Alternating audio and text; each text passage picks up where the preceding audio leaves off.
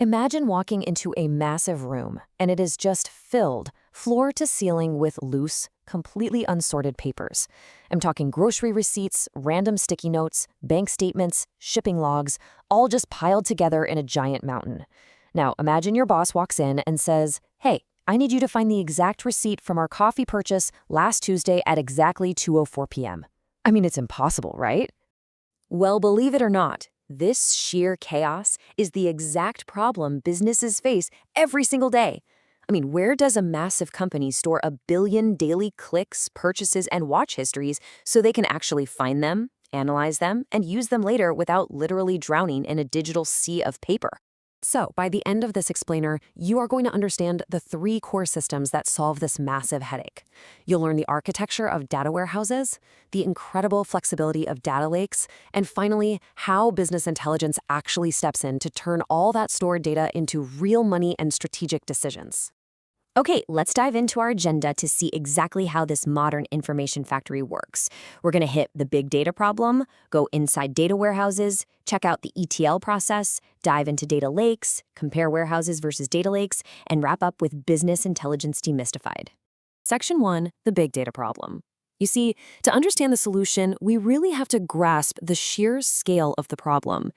Daily computer usage is just skyrocketing globally across our devices, apps, and sensors, and it's creating an unprecedented storage crisis. We aren't just creating a few megabytes anymore. We are generating terabytes and petabytes every single day. Enter the data warehouse.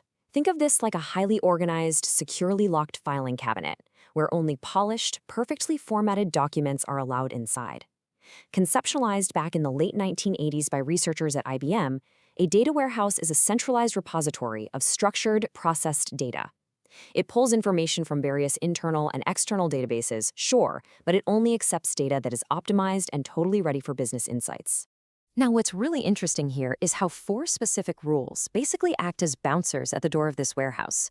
First, data must be subject-oriented, meaning it's sorted by clear topics, like products or sales. Second, it's integrated, pulling from multiple formats into one single unified standard. Third, it's time-variant, meaning it keeps periodic historical snapshots, so it's always up to date. And finally, it's non-volatile, which is a fancy way of saying it's read-only. You can't just casually go in and delete a record.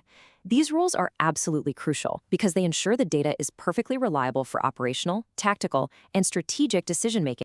But hold on a second. You might be wondering, wait, if we have all this highly structured data, how do we actually organize these massive digital filing cabinets inside the system? I mean, it can't just be random folders, right? That is a great question.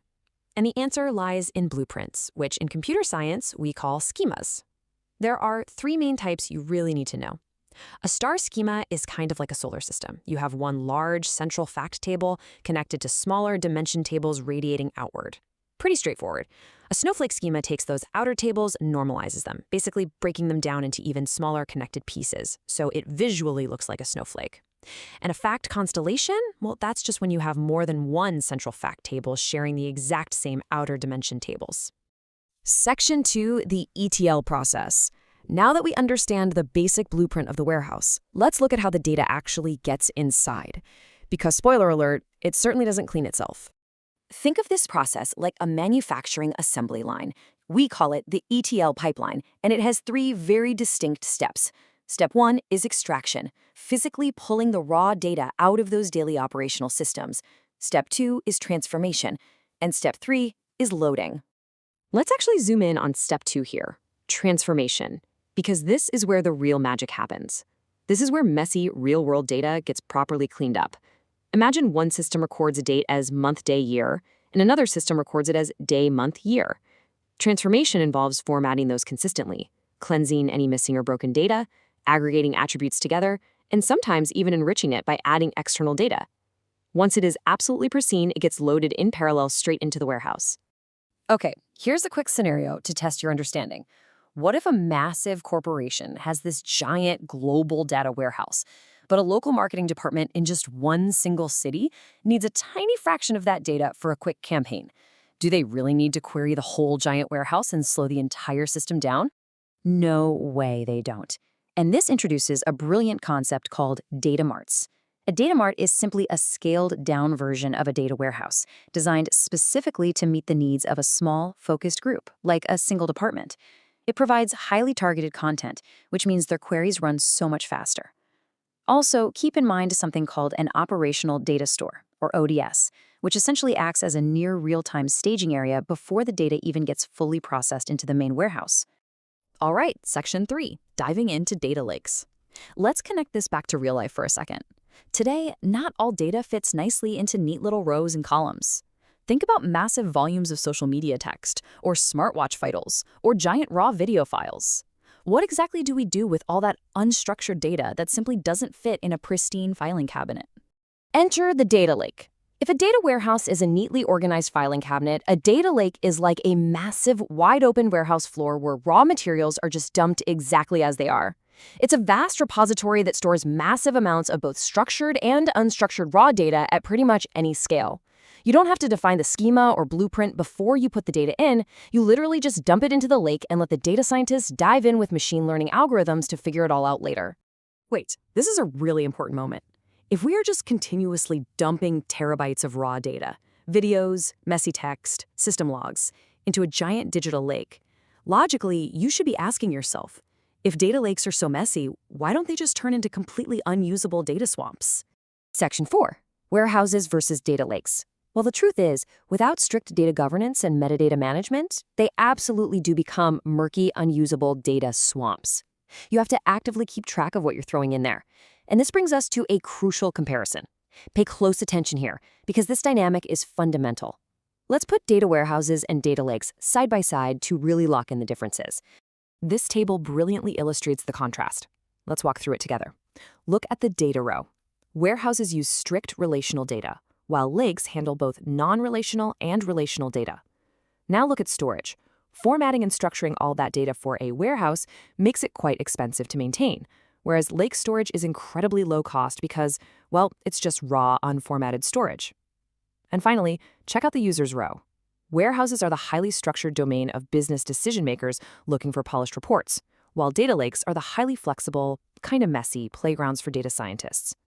Section 5, Business Intelligence Demystified. So the crucial takeaway up to this point is that simply storing data, whether it's in a neat warehouse or a raw lake, is completely useless unless we have a brain to make sense of it all. Data just sitting on a server doesn't magically make a company money.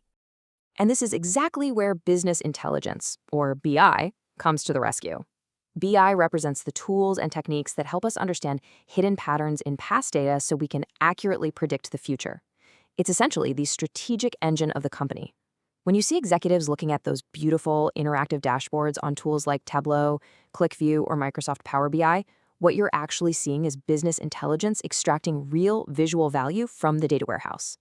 And one of the absolutely most powerful tools inside that BI arsenal is OLAP, which stands for Online Analytical Processing.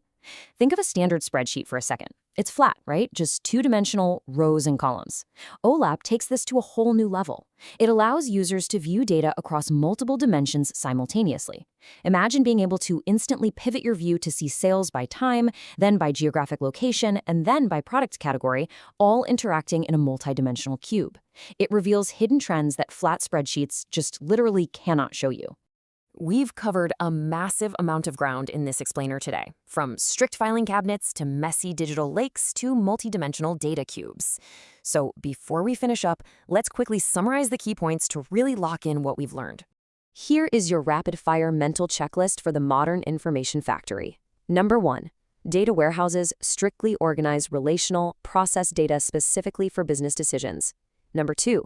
The ETL process, extraction, transformation, and loading, is that critical assembly line that cleanses the inputs.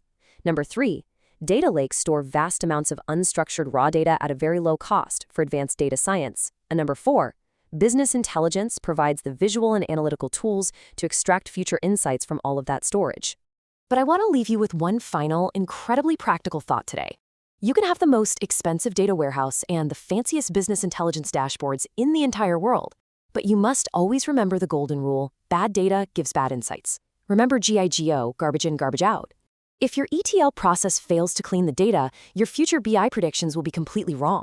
So I highly encourage you to think critically about data quality, because in our next lecture, we'll be diving into exactly how deep learning applications utilize this precise data. Keep studying, and I will